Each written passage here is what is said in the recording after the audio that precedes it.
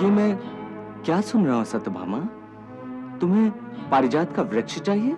हाँ, पारिजात का वृक्ष चाहिए। परंतु पारिजात का वृक्ष तो देवलोक के नंदनवन में है। हाँ, उसी पारिजात के वृक्ष को आपको देवलोक से पृथ्वीलोक पर लाना पड़ेगा मेरे लिए। नारायण नारायण नारायण नारायण। बधाई मुनिराज, सत्यभामा का प्रणाम स्वीकार करें। देवी सत्यभामा आज इतनी प्रसन्न दिख रही हैं। हाँ, देवलोक की यात्रा से लौटी जो हैं। बात यह है मुनिराज, देवलोक से मैं ऐसी अमूल्य निधि लेकर आई हूँ जिसकी पात्र केवल मैं ही हूँ। ये तो बहुत अच्छी बात है देवी। किस अलंकरण से विभूषित हुई हैं आप देवलोक में? देव माता अदिति ने मुझे जीवन पर्यंत चिर यौवना होने का आशीर्वाद दिया है। अच्छा अच्छा, तो ये बात है। परंतु क्या? यही कि प्रभु जब देवलोक से लौट रहे थे तो देवराज ने उन्हें एक पारिजात का पुष्प भी तो भेंट किया था। पारिजात का पुष्प? प्रभु की लीला भी बड़ी विचित्र है, कभी असमानता नहीं रखते। उन्होंने आपको चिरयौवना होने का आशीर्वाद दिला दिया और देवी रुक्मणी को पारिजात पुष्प भेंट कर दिया। आपको चिरयौवना होने की बधाई हो देवी। वाह प्रभु वाह, नारायण नारायण। द्वारकाधीश, मैं तो पहले से ही आपकी नित्य रमणा हूँ। मुझे चिरयौवना होने की क्या आवश्यकता है? फिर भी आपने देवलोक से आते समय मेरा जो इतना ध्यान रखा, उसके लिए मैं आपको नतमस्तक होकर आपकी दी हुई भेंट स्वीकार करती हूँ। परंतु एक बात बताइए द्वारकाधीश, कि मेरे पास ये पारिजात का पुष्प देखकर मेरी छोटी बहन सत्यभामा पर क्या प्रतिक्रिया होगी, ये कभी सोचा है आपने? उन्होंने रुक्मणी को तो एक ही फूल दिया है और मैं उनसे पारिजात का वृक्ष ही पृथ्वी पर लेकर रहूंगी। ये मैं क्या सुन रहा हूँ सत्यभामा? तुम्हें पारिजात का वृक्ष चाहिए? हाँ, पारिजात का वृक्ष चाहिए। परंतु पारिजात का वृक्ष तो देवलोक के नंदनवन में है सत्यभामा।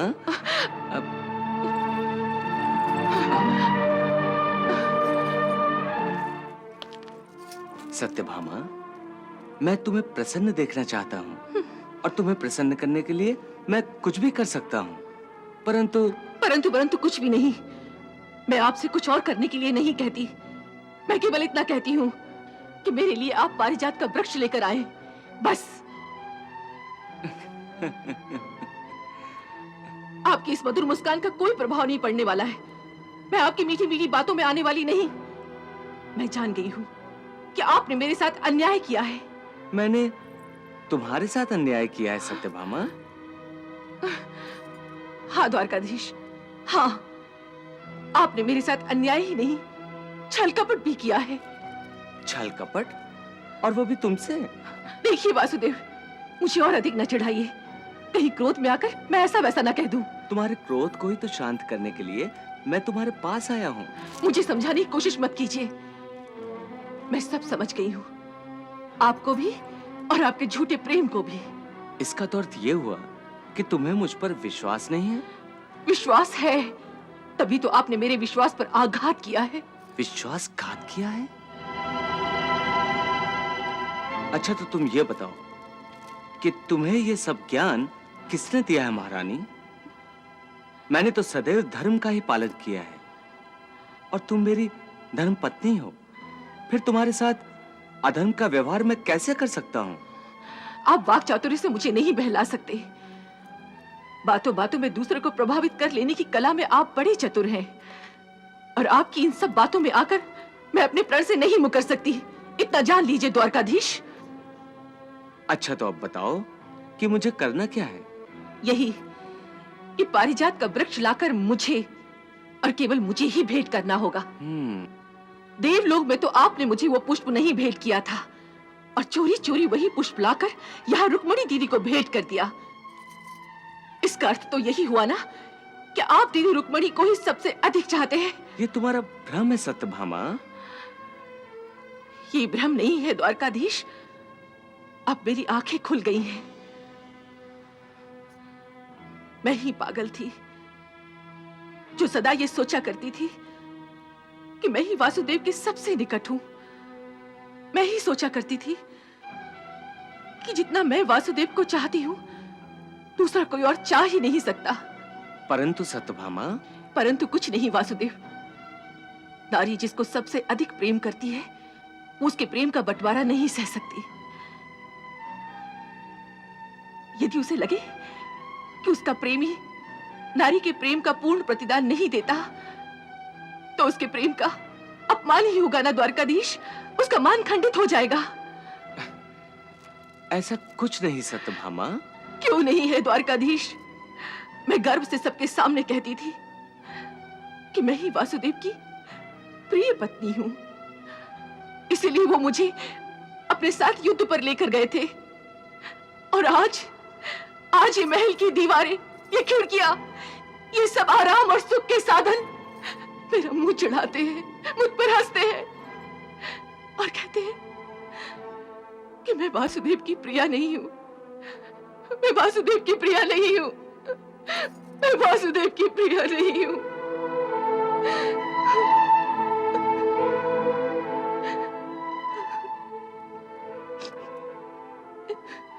परंतु सत्यभामा, तुम तो मुझे प्रिय हो। नहीं, ये असत्य है। ये सत्य नहीं है वासुदेव। मैंने कभी असत्य नहीं बोला सत्यभामा। वास्तविकता क्या है, इसके बारे में तो तुमने कभी विचार ही नहीं किया। वास्तविकता यही है कि दीदी के कल्याण के लिए आपने पारिजात का पुष्प उन्हें दिया, मुझे नहीं। नहीं, वास्तविकता तो ये है कि तुमने देवलोक में पारिजात का दर्शन किया था, उसके पुष्प भी देखे थे और उसकी सुगंध से भी परिचित थी। परंतु रुक्मिणी ने तो पारिजात के गुणों का अनुभव ही नहीं किया था। वो तो देवलोक के वातावरण तक से अपरिचित थी। इसलिए जब देवराज इंद्र ने मुझे वो फूल दिया, तो मैंने सोचा कि उससे भी तुम्हारे जैसे सौभाग्य की अनुभूति मिले जो तुमने देवलोक में मेरे साथ प्राप्त किए। इसमें तुम्हारे अकल्याण की बात कहां है? इसमें यदि तुम्हें अपना अपमान लगता है, तो मैं तुम्हारे लिए देवलोक से सारे पारिजात के पुष्प लाकर तुम्हें दे सकता हूं। अब मुझे पारिजात के पुष्प नहीं चाहिए, मुझे पारिजात का वृक्ष ही चाहिए।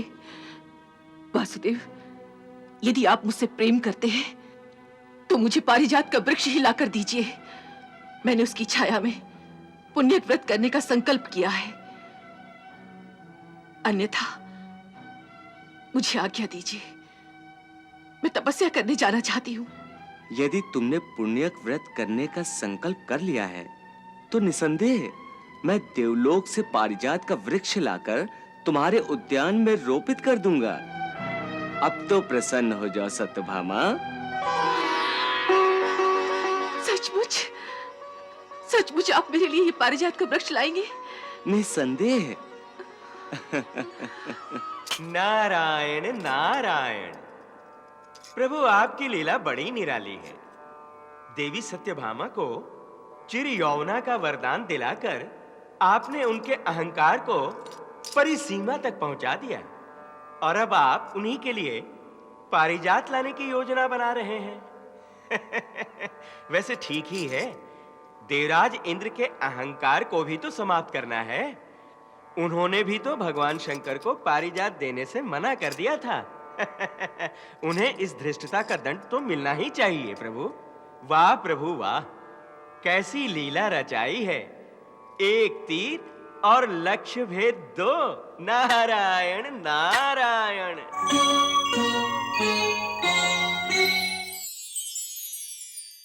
मुझे इंद्र का पद इसीलिए प्राप्त है कि मैं देवलोक की संपत्ति की रक्षा कर सकूं। इसीलिए मैंने देवताओं की मर्यादा की रक्षा के लिए पारिजात को पृथ्वी पर भेजने से इनकार कर दिया था। आपने मेरे प्रयोजन से परिचित होकर भी इनकार कर दिया, इसलिए अब मैं पारिजात को लेकर जा रहा हूं। तो फिर आपको मुझसे युद्ध करना होगा द्वारिकाधीश। अपने ही भाई को समाप्त कर डालोगे? क्या तुम्हें याद दिलाने की आवश्यकता है कि वामन अवतार के समय मैंने ही तुम्हें जन्म दिया था?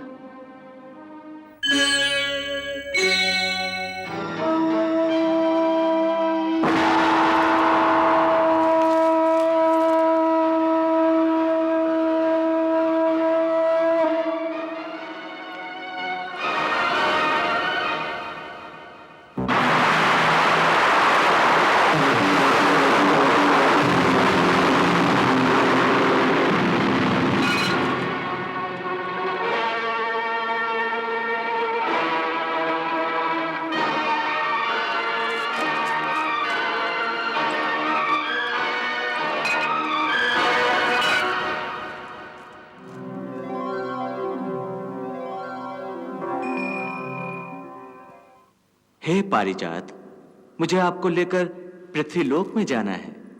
आप मेरे साथ चलने की कृपा कीजिए। ठहरिए द्वारिकाधीश। पारिजात देवलोक की संपत्ति है और मैं इस संपत्ति का रक्षक हूं। मेरी आज्ञा के बिना आप इसे लेकर नहीं जा सकते।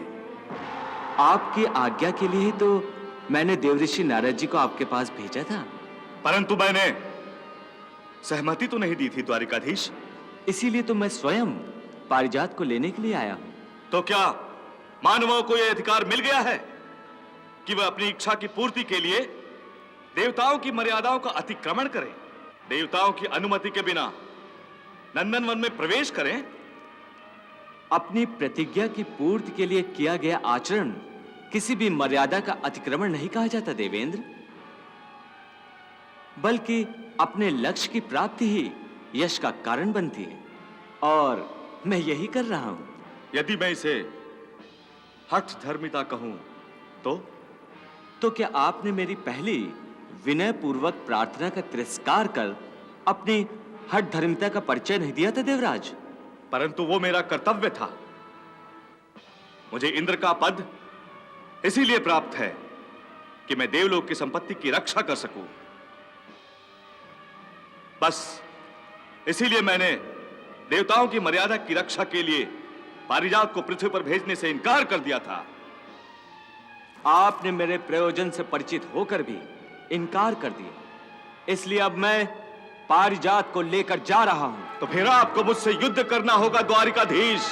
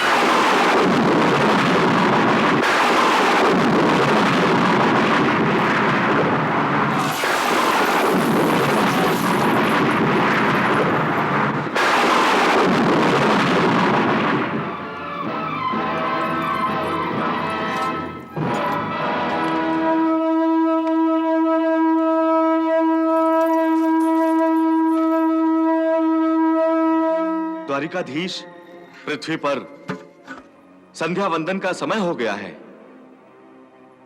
युद्ध नीति के अनुसार अभी आपके विश्राम का समय है।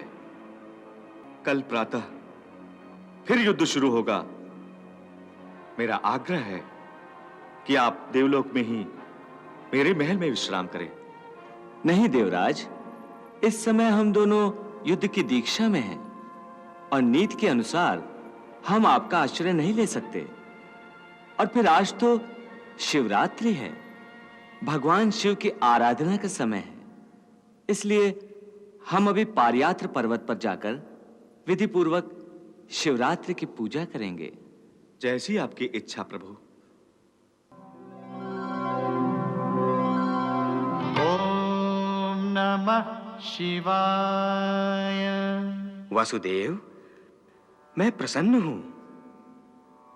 आपने मेरे प्रिय स्तोत्र से मेरा आह्वान किया है, जिस पर्वत पर स्वयं भगवान वासुदेव ने मेरी आराधना की है। उस पर्वत पर मेरा रूप विल्वेश्वर के नाम से जाना जाएगा। बोलिए प्रभु, मेरे योग्य क्या सेवा है? आप तो मेरे इष्ट हैं। आपसे सेवा नहीं, मुझे आशीर्वाद चाहिए। स्वयं को छोटा मानकर दूसरों को सम्मान देते हैं, यही आपके हृदय की विशालता का परिचायक है। समस्त सृष्टि के पालनहार होकर भी आप स्वयं को नगण्य बताते हैं। त्रिलोक के स्वामी होकर भी एक याचक की भांति विनम्र हैं। यही स्वयं आपकी महानता का परिचायक है। इसीलिए विजय तो आपकी होगी ही, परंतु क्या देवादिदेव?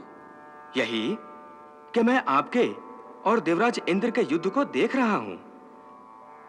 आप इंद्र पर घातक वार नहीं कर रहे हैं। मुझे तो ऐसा लग रहा है आप उसकी रक्षा कर रहे हैं वासुदेव।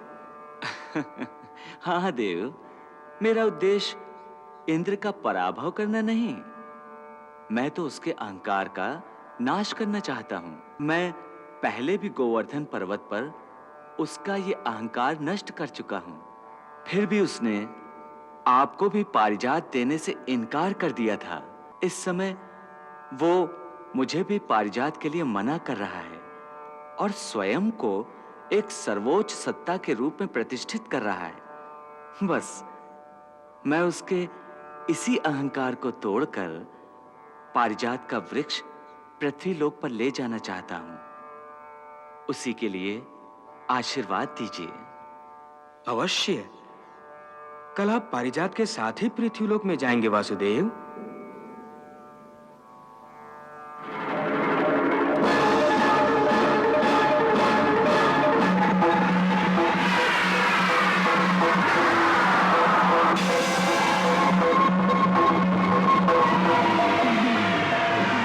पुत्र कृष्ण, ये क्या कर रहे हो?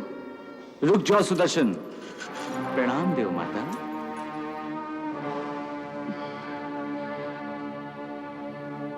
अपने ही भाई को समाप्त कर डालोगे? क्या तुम्हें याद दिलाने की आवश्यकता है कि वामन अवतार के समय मैंने ही तुम्हें जन्म दिया था? अरे इंद्र के पराभव से तो इंद्र के पद का सम्मान ही नष्ट हो जाएगा।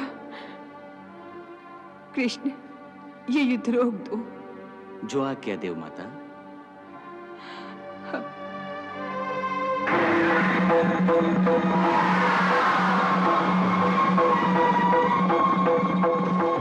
मैं तुम्हें पारिजात का वृक्ष प्रदान करती हूँ, परंतु इसका विधान ये होगा कि जैसे ही सत्यभामा का पुण्य व्रत पूरा होगा, ये वापस देवलोक में आ जाएगा।